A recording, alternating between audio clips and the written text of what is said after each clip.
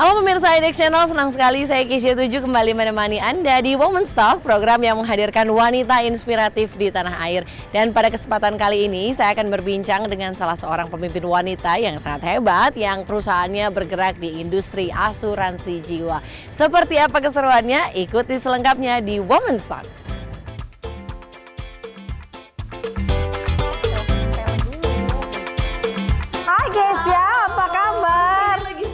It's okay, it's okay. Mau dong, aku pengen nanya-nanya tentang MNC Life. Boleh dong. Di kantor kali, boleh ikut ke kantor ibu ya? Yuk, yuk. Ikut yuk.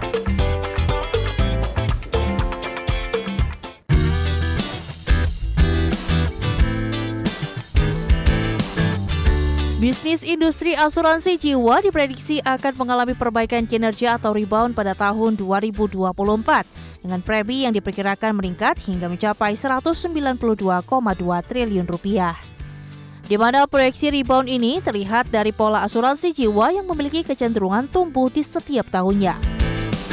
Sebelumnya, berdasarkan data Otoritas Jasa Keuangan hingga September 2023, premi dari portofolio pay di asuransi jiwa konvensional mengalami kontraksi hingga menyentuh 29,12% secara tahunan. Bahkan secara umum, pihak OJK menilai penurunan industri jasa keuangan disebabkan oleh turunnya pertumbuhan premi pada lini bisnis pay.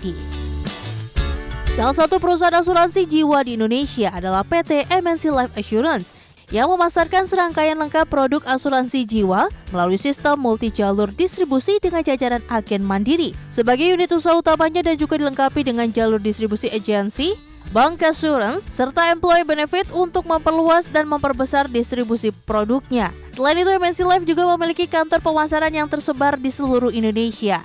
Lantas, bagaimanakah strategi MNC Life Assurance dalam meningkatkan minat asuransi jiwa di kalangan masyarakat?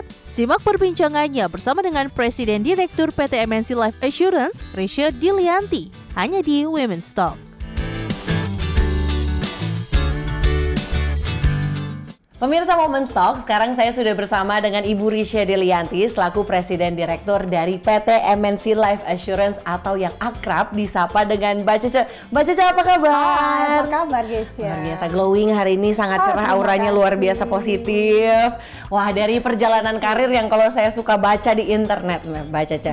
Mbak Cece ini ada di industri di industri asuransi jiwa ini sudah cukup lama. Nah, sebetulnya kenapa kemudian akhirnya Mbak Cece mengawali karir di sini? Waktu itu melihat opportunity-nya apa? Atau ada temenkah yang ngajak? Atau memang dari dulu ada kepengen masuk ke industri asuransi? Oke. Karena dari dulu di awalnya memang di perbankan. Terus dunia perbankan kok kayaknya monoton ya. Nggak se-challenging, betul, nggak se-challenging asuransi. Terus akhirnya ada beberapa kesempatan gitu ya, dan akhirnya dicoba dan sampai sekarang jatuh cinta terhadap industri asuransi. Apa yang membuat Mbak Cece jatuh cinta sama industri asuransi? Apakah work balance-nya atau opportunity yang setiap tahun ada atau apa, Mbak? Challenge-nya yang luar biasa. Wah, ini Mbak Cece kayaknya sukanya challenge. Karena ada begitu banyak tantangan, tapi kalau di Indonesia sendiri, industri asuransi apakah maksudnya sudah mulai berkembang atau mungkin kalau mau tarik ke 10 tahun belakang, kayaknya belum banyak yang aware mungkin ya, atau 20 tahun ke belakang gitu. Ketika saya masih usia kecil juga, mungkin saya baru mulai mendengarnya ketika saya muda. Apa entah berjalannya bertambahnya usia, atau menurut kacamata Mbak Cece, di industri asuransi sekarang di Indonesia, pasarnya seperti apa? Marketnya sudah jenuh kah? Atau lagi berkembang? Atau ini ada peluang yang bagus? Atau seperti apa Mbak Cece? Yang pasti masih banyak sekali yang belum ketap. That's why it's challenging sebenarnya. Bagaimana kita bisa meningkatkan awareness masyarakat terhadap asuransi, terutama Gen Z sekarang ya. Terus artinya kesempatan untuk asuransi itu sangat besar. Gitu. That's why banyak sekali asuransi asing trying to masuk masuk Indonesia. Karena dilihat 270 juta, sekarang udah berapa? 280 juta masyarakatnya itu penetrasi asuransi baru 2,7%. So it's a big room untuk perusahaan asuransi lokal. Nah, disinilah peran MNC Life nih untuk nge-tap sebanyak-banyaknya market segment di industri asuransi jiwa khususnya. So it's a big opportunity. Big opportunity karena belum jenuh ya istilahnya pasarnya. Masih jauh banget. Oh, oke. Dari Gen Z sekarang Mbak Cece melihatnya seperti apa? Apakah generasi sekarang kan Indonesia dapat bonus demografi. Banyak sekali anak muda angkatan kerja yang potensial. Itu juga jadi salah satu istilahnya opportunity mungkin ya bagi industri, karena banyak Gen Z sekarang lebih aware sama investasi, sama asuransi, tabungan mereka seperti apa gitu. Kalau melihat Gen Z yang sekarang dari segi awareness-nya menurut Mbak Caca gimana? Sebenarnya Gen Z sekarang tuh anak-anak sekarang pintar-pintar ya. Mereka bisa belajar dengan cepat. Iya. Nanti ada aplikasi apa, sosial media yang baru apa, mereka cepat banget. Nah, sebenarnya ini room untuk perusahaan, tidak hanya asuransi jiwa ya, untuk memberikan wadah kepada mereka untuk belajar yang banyak. Jadi melalui sosial media sekarang digital marketing gitu ya. Melalui Gen Z ini sebenarnya mereka ujung tombak kita. Gitu. Jadi saya rasa pribadi gitu ya, kita bisa memanfaatkan Gen Z untuk memasarkan dan meningkatkan awareness asuransi nanti at the end of the day. Karena mereka punya kreativitas yang sangat tinggi dan mereka cepat sekali belajar, cuma memang kadang malas baca. Setuju. Nah, ya kan? Challenge-nya gimana supaya mengajak mereka atau menggiring mereka tanpa mereka sadari untuk mau membaca melalui sosial media tadi. Ya, kadang kan sosial media ada komen-komen gitu ya. Bagaimana kita bisa encourage mereka untuk deep dive lagi mencari informasi melalui tulisan. Jadi sekarang kan namanya nonton tuh swipe gitu ya, scroll up, scroll down. Tapi challenge-nya supaya kita bisa meningkatkan literasi asuransi, kita kasihin atau clickbait supaya mereka mau membaca sebenarnya. That's a challenge untuk Gen Z ini ya. Karena mereka Gen Z yang sekarang mungkin lahir dengan teknologi ya. Betul, ya. betul. Jadi adalah sebetulnya satu keunggulan dari generasi ini yang akhirnya bisa dimanfaatkan bagi industri asuransi jiwa. Kalau Mbak Caca sendiri, kalau dari auranya, jiwanya, semangatnya ini jiwa muda sekali ya. Kalau dilihat passionate sekali gitu dengan pekerjaan, dengan industri ini. Sebetulnya waktu mengawali perjalanan di industri ini, dan kayaknya kelihatannya Mbak Caca ini mudah engage dengan generasi sekarang gitu. Apakah memang passion ini datangnya dari mana Mbak Caca? Karena dari kesukaan kah? Atau apa yang jadi driver utamanya? Sebenarnya trying to stay young kali ya. Kayaknya kita semua ya. Ya habis kalau nggak kita ketinggalan zaman kan ya. Setuju sih. Ketinggalan zaman dan akhirnya kita ya jadi obsolete gitu, jadi kuno gitu. Jadi ya trying to keep up dengan perubahan-perubahan yang ada gitu. Karena saat ini perubahan in a glance, ya kan, terjadinya cepat sekali. Kalau kita nggak ikutin alurnya dan kita nggak belajar banyak, ya kita akan menjadi stupa, ya, menjadi candi yang memang ya sudah jadi nggak bisa kerja bareng gitu. Nah, kuncinya adalah bagaimana kita bisa memahami sih Gen Z ini, gimana kita bisa memahami maunya mereka apa. Karena saat ini ya kita lihat data gitu ya.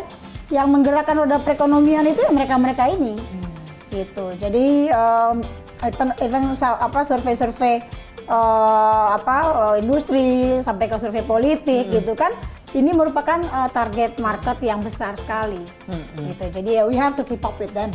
Aku suka sekali trying to stay young gitu kan. Kalau usaha trying to stay young-nya tidak hanya menggunakan skincare ya kan, pemirsa, tapi ini energinya, auranya, pencapaiannya, yang dikejarnya apa ya kan, bisa ke sana. Dari Mbak Caca, kalau tantangan di industri ini apa Mbak Caca, khususnya di Indonesia atau mungkin sebagai sosok woman, perempuan yang ada di sebagai leader di bisnis juga di industri asuransi jiwa, what's the challenge? Okay.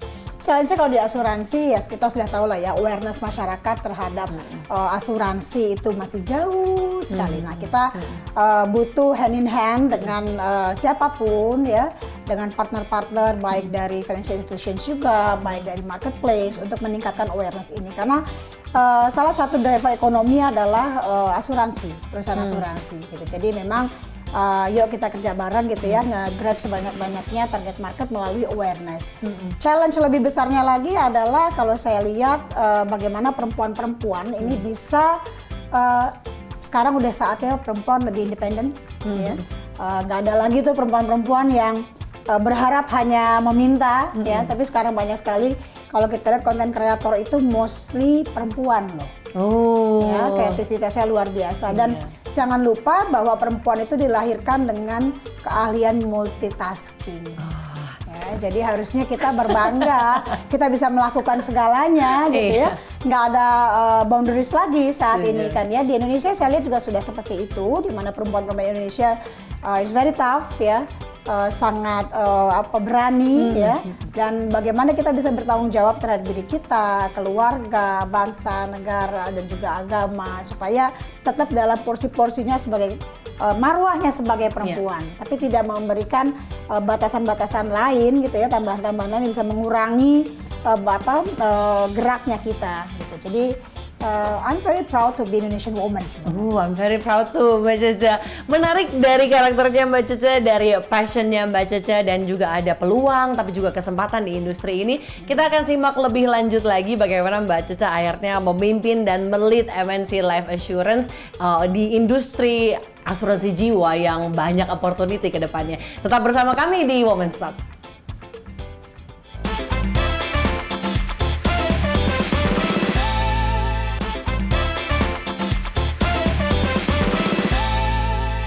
Pemirsa Women's Talk, saya masih berbincang dengan Mbak Cece. Tadi kalau kita ngomongin terkait dengan industri asuransi di Indonesia secara general, Gen Z-nya seperti apa, passionnya dari Mbak Cece mengawali karir di industri ini. Mungkin lebih menarik lagi kalau kita bahas tadi, kalau misalnya awareness asuransi di Indonesia, ini memang masih sedikit dan ini jadi opportunity yang besar. Kalau MNC Life melihat ini, apa strategi yang dicanangkan untuk akhirnya bisa meraup peluang sebanyak-banyaknya tap in ke generasi yang Gen Z yang besar sekarang, dan juga mungkin awareness yang masih rendah ini yang mau digali dengan strategi seperti apa Mbak Cica?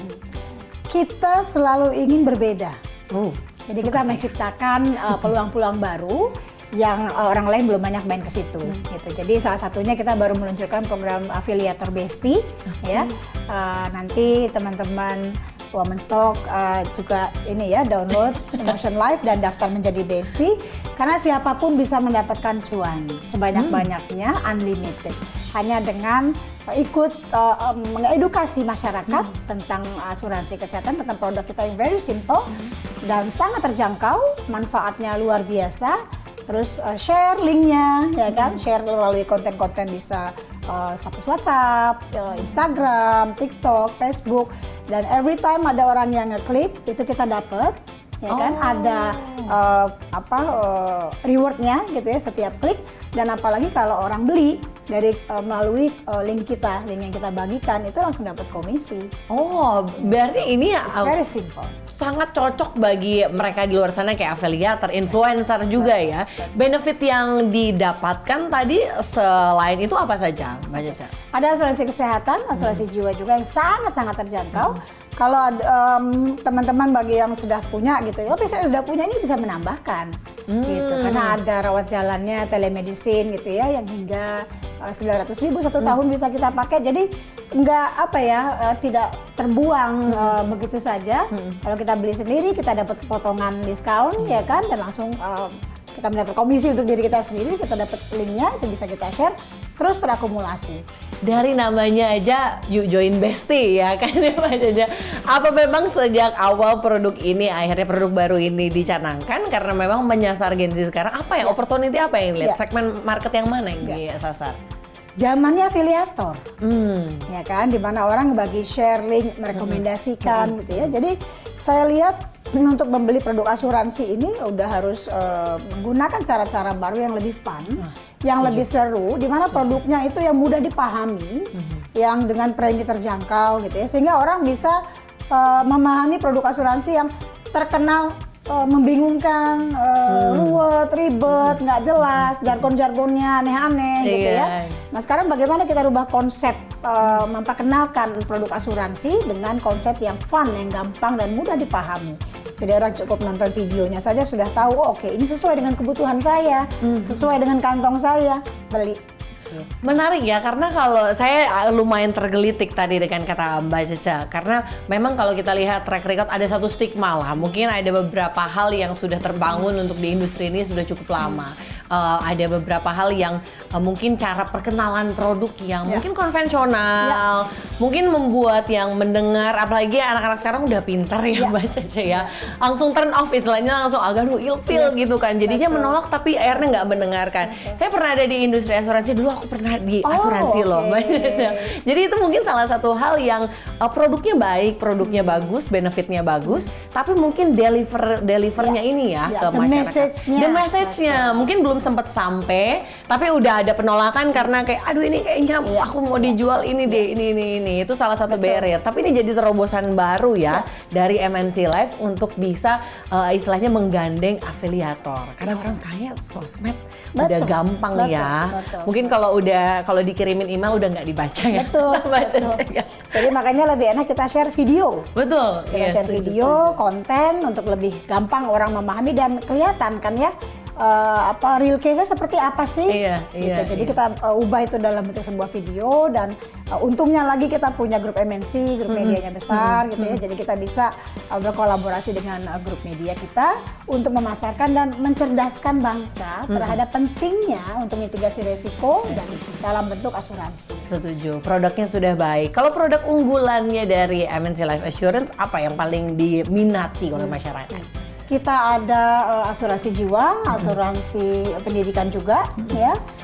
Terus kita juga ada hospital cash plan, itu yang kembali premi. Jadi apabila tidak ada klaim itu bisa kembali premi, gitu ya. Produk-produk yang simpel-simpel yang mudah dipahami dan yang pasti memenuhi kebutuhan kita ya terhadap pelindungan asuransi. Kalau di industri ini, MNC Life Assurance sebagai satu perusahaan, tantangan yang dilihat dari apa yang ada di Indonesia saat ini, di tahun ini, dan juga tahun ke depan, apa yang menjadi salah satu challenge terbesar bagi perusahaan saat ini, Mbak? Ya, yang pasti adalah ketidakpastian ekonomi, sudah pasti ya, mulai dari perang, politik itu sangat berdampak, tapi bagaimana kita bisa counter challenge tersebut adalah dengan kreativitas. Jadi jangan sampai bahwa adanya tantangan-tantangan tersebut membuat kreativitas kita tertunda, terhambat, sehingga kita tidak bisa menjalankan misi perusahaan kan. Misi perusahaan kan tidak hanya mencapai profit, tapi juga memperbesar cakupan ya, supaya lebih banyak masyarakat Indonesia yang tercover oleh asuransi. Oke, dari MNC Life Assurance, kedepannya adakah mau meluncurkan produk baru, perkembangan apa, ekspansi apa yang mau dilakukan? Karena kalau tadi sempat disebutkan opportunity-nya besar, tantangannya memang ada, tapi mungkin kalau kita lihat pertumbuhan Indonesia juga cukup baik ya, bahkan 2023 ya Mbak Cece ya, tetap solid, dengan opportunity yang ada, kesempatan yang ada, ekspansi apa yang mau dicanangkan perusahaan ke depan Mbak Cece? Akan banyak produk-produk terobosan-terobosan kita ya. Kita bekerja sama, partnership, kolaborasi dengan banyak pihak yang akan berbeda dari yang sudah-sudah dari perusahaan asuransi lainnya. Saya penasaran kalau diginiin. Seru banget, bakal seru banget dan ya untungnya tadi kita punya grup besar ya. Grup media kita sangat suportif gitu ya. Jadi sepertinya hanya MNC Life yang mendapat perusahaan asuransi yang mempunyai dukungan sebesar itu gitu. Jadi it's a very big opportunity for us. Tunggu tanggal main. Tunggu tanggal mainnya ya pemirsa. Kita akan simak lebih lanjut, lebih dalam lagi tentang Mbak Cece. Tetaplah bersama kami di Women's Talk.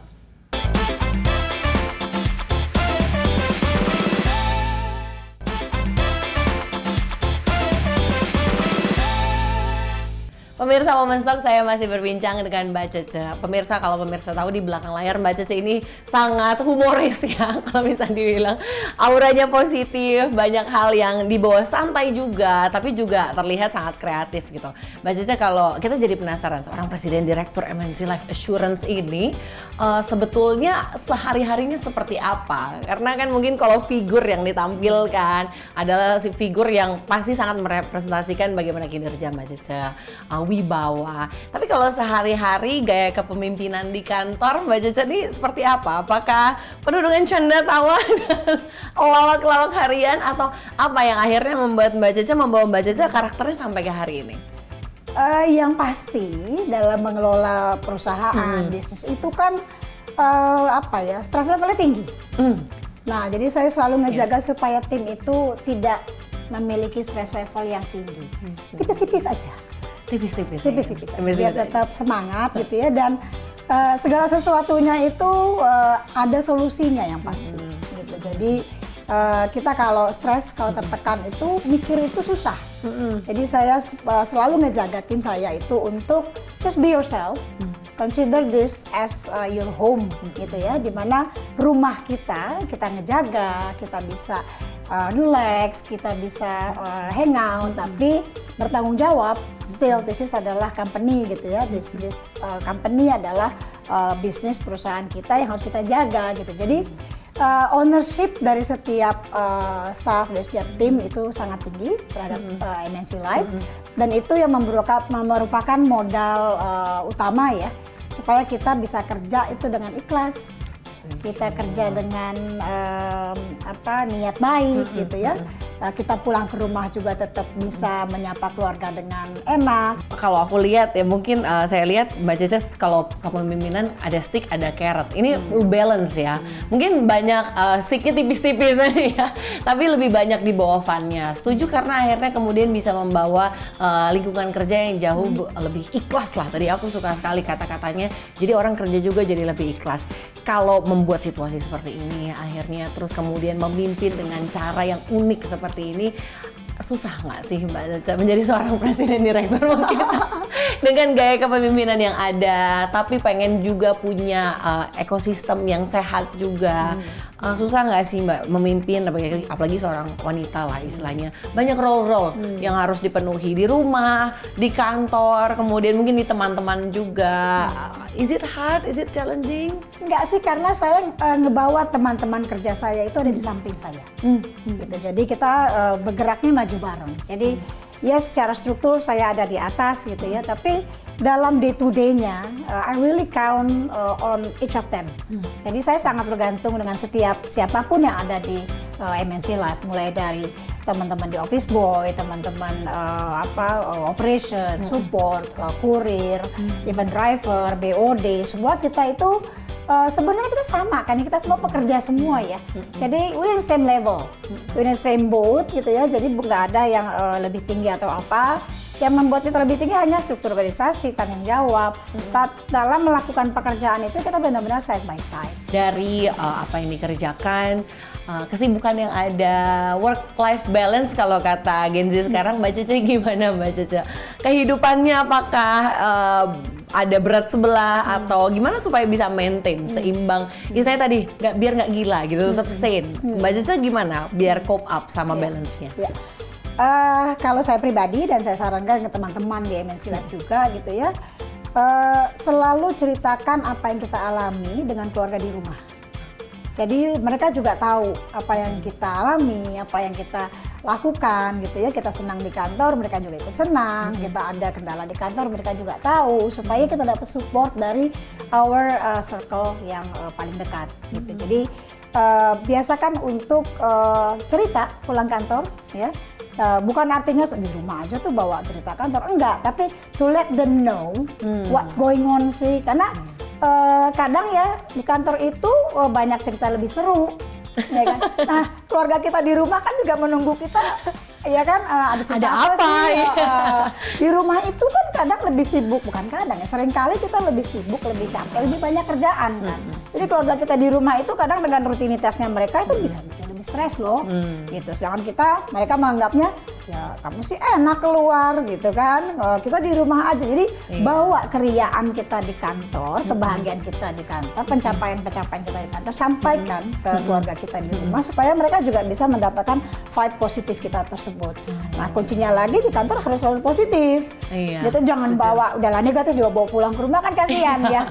Gitu. Jadi yang saya usahakan adalah di sini komitmen saya menciptakan aura positif selalu di kantor, sehingga bisa pulang ke rumah atau mungkin naik kendaraan umum dari kantor ke rumah, aura di perjalanan pun positif. Gitu. Jadi kita hanya lelah fisik, ya kan, sampai rumah itu kayaknya sudah selesai. Kalau lelah fisik kan gampang ya, tinggal tidur, makan enak, nonton TV lah, ngobrol, ya kan, itu sudah kira rilis lagi. Gitu. Jadi bagaimana kita bisa menciptakan dan menjaga positivity vibe itu terus tinggi. Oh, ini satu insight baru sih. Karena ini yang baru saya dengar. Karena memang kalau kita bicara mengenai support system, mungkin nggak ada komunikasi di antara pihak-pihak dalam support system kita, yaitu di keluarga, di teman-teman. Menarik karena berarti kuncinya di kantor bawa positive vibes ya Mbak ya, supaya pulangnya juga tetap positif gitu. Jangan di mana-mana sebar sampah, itu justru malah affecting kita sendiri ya, memantul ke kita ya. Ini jadi kunci baru nih. Nah, kalau misalnya Mbak Cece dari sepanjang jalan karir yang ada, kehidupan yang sudah dibangun, role-role yang ada, apa yang membuat Mbak Cece sampai hari ini istilahnya kuat dan punya prinsip? Adakah satu quotes yang Mbak Cece selalu pegang, atau ada nilai apa yang Mbak Cece selalu istilahnya ditanam di dalam diri gitu sampai akhirnya di posisi yang sekarang membawa Mbak Cece seperti yang sekarang ini? Kalau menurut saya sukses itu sebuah proses. Jadi apabila kita bisa melewati sebuah tantangan, itu merupakan sebuah proses dan itulah kesuksesan.